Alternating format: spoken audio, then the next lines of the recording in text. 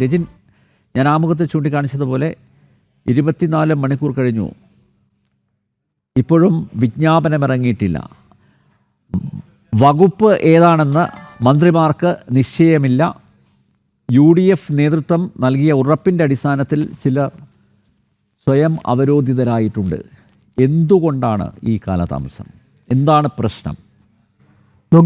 അനിൽ നമ്പ്യാർ, ഇതുമായി ബന്ധപ്പെട്ട് പ്രശ്നം എന്താണ് എന്ന് ചോദിക്കുന്നതിനകത്തെ പ്രശ്നമാണ് എനിക്ക് മനസ്സിലാകാത്തത്. ക്ഷീരമുള്ള ഒരു അകിടിൻ ചുവട്ടിലും ചോര തന്നെ കൊതുവിന് പ്രിയം എന്ന വരികളാണ് എനിക്ക് ഓർമ്മ വരുന്നത്. കാരണം വളരെ നല്ല രീതിയിൽ ഒരു തിരഞ്ഞെടുപ്പ് കേരളത്തിൽ നടക്കുന്നു. ജനങ്ങളെല്ലാവരും ഈ പറയുന്ന UDF സംവിധാനത്തിന് വോട്ട് നൽകുന്നു. UDF വലിയ ഭൂരിപക്ഷത്തിൽ കേരളത്തിൽ ജയിച്ചു വരുമ്പോൾ തന്നെ അതുമായി ബന്ധപ്പെട്ട മുഖ്യമന്ത്രിയുമായി ബന്ധപ്പെട്ട ചർച്ചകൾ കോൺഗ്രസിനകത്തുണ്ടായിട്ടുണ്ട്. ആ ചർച്ചയുമായി ബന്ധപ്പെട്ട് വലിയ രീതിയിലുള്ള വിവാദങ്ങളുണ്ട് എന്നുള്ള രീതിയിലേക്കും വലിയ പൊട്ടിത്തെറികൾ കാത്തിരുന്നവർക്ക് മുന്നിലേക്ക് കേരളത്തിൻ്റെ മുഖ്യമന്ത്രിയായും മന്ത്രിമാരായും UDF സംവിധാനം അധികാരത്തിൽ വരുന്നു. അവിടെ എങ്ങും ഒരു പൊട്ടിത്തെറിയും ഇല്ല എന്ന് കേരള ജനതയ്ക്ക് മനസ്സിലായതിൻ്റെ പേരിലാണ് ഇന്നലെ തിരുവനന്തപുരം കണ്ടിട്ടില്ലാത്തതിൽ വലിയ ജനസഞ്ചയം ആയി കേരളത്തിൽ മുഖ്യമന്ത്രി ആയിട്ട് പ്രിയങ്കരനായ VD സതീശൻ അധികാരമേൽക്കുന്നത്, സത്യപ്രതിജ്ഞ ചെയ്യുന്നത്. വലിയ ആവേശത്തോടു കൂടി കേരള ജനത അത് ഏറ്റെടുത്ത് മുന്നോട്ട് പോകുന്ന ഒരു സാഹചര്യമാണ് ഇന്ന് കേരളത്തിലുള്ളത്. കേരളവുമായി ബന്ധപ്പെട്ട ആദ്യത്തെ ക്യാബിനറ്റിൽ തന്നെ, കേരളത്തിൻ്റെ ആദ്യത്തെ മുഖ്യമന്ത്രി ഉൾപ്പെടുന്ന ക്യാബിനറ്റിൽ തന്നെ കേരളവുമായി ബന്ധപ്പെട്ട് ഞങ്ങൾ മുന്നോട്ട് വെച്ച മാനിഫെസ്റ്റോയുമായി ബന്ധപ്പെട്ട് മുന്നോട്ട് വെച്ച ഗ്യാരണ്ടികൾ, ആ ഗ്യാരണ്ടികളിൽ 2 ഗ്യാരണ്ടികൾ നിങ്ങളെ എല്ലാവരും, അതായത് പ്രതിപക്ഷത്തിരുന്നവരും മറ്റു പാർട്ടിക്കാരും എല്ലാവരും 5 പ്രതീക്ഷിച്ചു ഇന്നലെ തന്നെ. ആയിക്കോട്ടെ, പ്രതീക്ഷിക്കുന്ന ഒപ്പം തന്നെ മുന്നോട്ട് പോകാനാണ് സർക്കാർ തീരുമാനം. അപ്പോൾ ആ പറയുന്നതും കേരളത്തിൽ സമര കാഹളങ്ങൾ, അതായത് കണ്ടിട്ടില്ലാത്ത ചർച്ച ചെയ്യാത്ത അധികാരമേക്കാത്ത ഗവൺമെൻറ് അധികാരമേക്കാതെ നിന്നപ്പോൾ തന്നെ സമര കാഹളം ഒരുക്കി കേരളത്തിലെ ജനതകളെ അപഹാസ്യപ്പെടുത്തുന്ന തരത്തിലുള്ള സമര കാഹളങ്ങളൊക്കെ കൊണ്ടാടിയപ്പോൾ പോലും കേരളത്തിലെ ജനതയോട് പ്രതിബദ്ധതയുള്ള UDF സംവിധാനം അധികാരത്തിലേക്ക് വന്ന് 5 ഗ്യാരണ്ടികൾ പറഞ്ഞ് 2 ഗ്യാരണ്ടികൾ നടപ്പിലാക്കാൻ തീരുമാനിച്ചു. അതുമായി ബന്ധപ്പെട്ട് മുന്നോട്ട് പോകുന്ന ഒരു ഗവൺമെൻറ്റാണ്.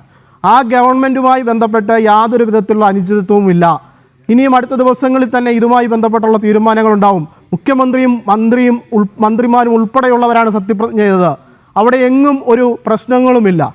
പ്രശ്നമുണ്ട് എന്ന് പറഞ്ഞ് എല്ലാവരും സമീപിക്കുന്ന നേതാക്കന്മാർ തന്നെ യാതൊരു പ്രശ്നവുമില്ല, ഇതാണ് കേരളത്തിൽ കോൺഗ്രസിൻ്റെ നയം എന്ന് പറഞ്ഞ്, അല്ലെ UDFിൻ്റെ സംവിധാനം എന്ന് പറഞ്ഞ് ഒറ്റക്കെട്ടായി തന്നെ മുന്നോട്ട് പോയിക്കൊണ്ടിരിക്കുന്ന സാഹചര്യം. ഇവിടെ ആർക്കാണ് പ്രശ്നം? അതാണ് നമ്മൾ ചർച്ച ചെയ്യേണ്ടത്. ആർക്കാണ് പ്രശ്നം? തകർന്നടിഞ്ഞ് അപ്പുറത്തെ AKG സെൻറ്ററിൽ ചുരുണ്ടിരിക്കുന്ന ഒരു സംവിധാനമായി മാറിയിരിക്കുന്നു. ജനാധിപത്യം തൊട്ടു തീണ്ടാത്ത രീതിയിലേക്ക് പ്രതിപക്ഷ നേതാവിനെ തിരഞ്ഞെടുക്കുന്നു. അവിടെ കൊല്ലത്തും പത്തനംതിട്ടയിലുമുള്ള ജില്ലാ കമ്മിറ്റികളിൽ ഉൾപ്പെടെയുള്ള പ്രതിഷേധ സ്വരങ്ങൾ അവിടെ കേൾക്കുന്നു.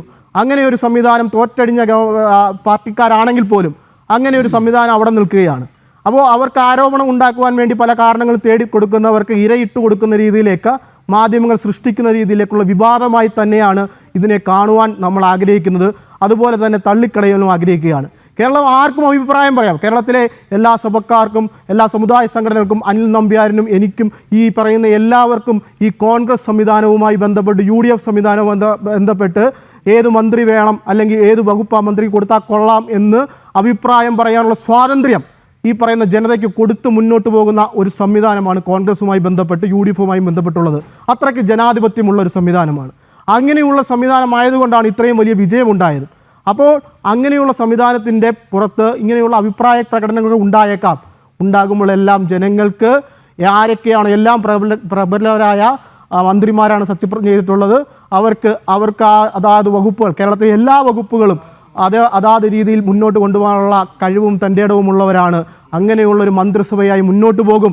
കേരളം ആഗ്രഹിക്കുന്ന രീതിയിൽ, കേരള ജനത ആഗ്രഹിക്കുന്ന രീതിയിലുള്ള ഒരു ഭരണം 5 വർഷം, കഴിഞ്ഞ 10 വർഷക്കാലം ഇരുണ്ട കാലഘട്ടത്തിലായിരുന്നെങ്കിൽ 5 വർഷക്കാലം കേരളത്തിലെ ജനങ്ങൾ ആഗ്രഹിക്കുന്ന രീതിയിലേക്കുള്ള ഒരു ഭരണമായിരിക്കും കേരളത്തിൽ നടക്കാവുന്നത്. അപ്പോൾ ഈ വിവാദങ്ങളെല്ലാം ജനങ്ങൾ തള്ളിക്കളയും. മറ്റു പല കാര്യങ്ങളോടൊപ്പം കോൺഗ്രസ് നല്ല ഭരണം നടക്കട്ടെ, അതാണ് ഞങ്ങളും ആഗ്രഹിക്കുന്നത്. പക്ഷേ മന്ത്രിമാർക്ക് വകുപ്പൊന്നും അനുവദിച്ചു കൊടുക്കുന്നേ ആയില്ലല്ലോ അനിൽ നമ്പ്യാർ. കേരളത്തിലെ മുഖ്യമന്ത്രി മാത്രമല്ല സത്യപ്രതിജ്ഞ ചെയ്തത്. നിങ്ങൾ പ്രതീക്ഷിച്ചിരുന്നു കേരളത്തിലെ മുഖ്യമന്ത്രി മാത്രം? അല്ല, ഈ പറയുന്ന രീതിയിലേക്ക് കേരളത്തിലെ മുഖ്യമന്ത്രി മാത്രം സത്യപ്രതിജ്ഞ ചെയ്യും, പിന്നീട് മന്ത്രിമാർ തമ്മിൽ ബന്ധപ്പെട്ട് പ്രശ്നങ്ങൾ ഉണ്ടാവും, അതൊക്കെ എങ്ങനെ ആവും എന്ന് പലരും ആഗ്രഹിച്ചിരുന്നു. പക്ഷേ ആഗ്രഹങ്ങളൊന്നും നടന്നില്ലല്ലോ. കേരളത്തിലെ മുഖ്യമന്ത്രിയും മന്ത്രിമാരും ഉൾപ്പെടെയുള്ളവർ സത്യപ്രതിജ്ഞ ചെയ്തു. വകുപ്പുകളാകുന്നു ചർച്ചയുമായി ബന്ധപ്പെട്ട് പലരും പല അഭിപ്രായങ്ങളും പറയും. അഭിപ്രായ സ്വാതന്ത്ര്യമുള്ളൊരു രാഷ്ട്രീയ പ്രസ്ഥാനമാണെന്നേ. അങ്ങനെയുള്ളൊരു പ്രസ്ഥാനത്തിന് അഭിപ്രായം ഉണ്ടാവില്ലേ? അതിനകത്തുള്ളവർക്ക് അഭിപ്രായം ഉണ്ടാവില്ലേ?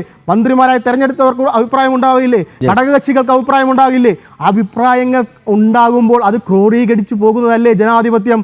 അല്ലാതെ ഏകാധിപത്യത്തിൻ്റെ കൂട്ട് ആരെങ്കിലും ഒരു തീരുമാനം എടുത്തുകൊണ്ട് വന്ന് പേപ്പറിൽ എഴുതി വായിച്ച് മുന്നോട്ട് പോകുന്ന ഒരു സംവിധാനം ഒന്നുമല്ലല്ലോ കേരളത്തിലെ കോൺഗ്രസ് അല്ലെങ്കിൽ ഇന്ത്യയിലെ കോൺഗ്രസ് എന്ന് പറയുന്നത്. അഭിപ്രായങ്ങൾ ഉണ്ടാവും, ആ അഭിപ്രായങ്ങൾ ക്രോഡീകരിച്ച് നല്ല തീരുമാനങ്ങളുമായി മുന്നോട്ട് പോകുവാൻ ആഗ്രഹിക്കുന്ന ഒരു ഗവൺമെൻറ്റാണിത്. അതുകൊണ്ട് ഇങ്ങനെയുള്ള വിവാദങ്ങളെ തള്ളിക്കളയുവാനാണ് ഞങ്ങൾ ആഗ്രഹിക്കുന്നത്.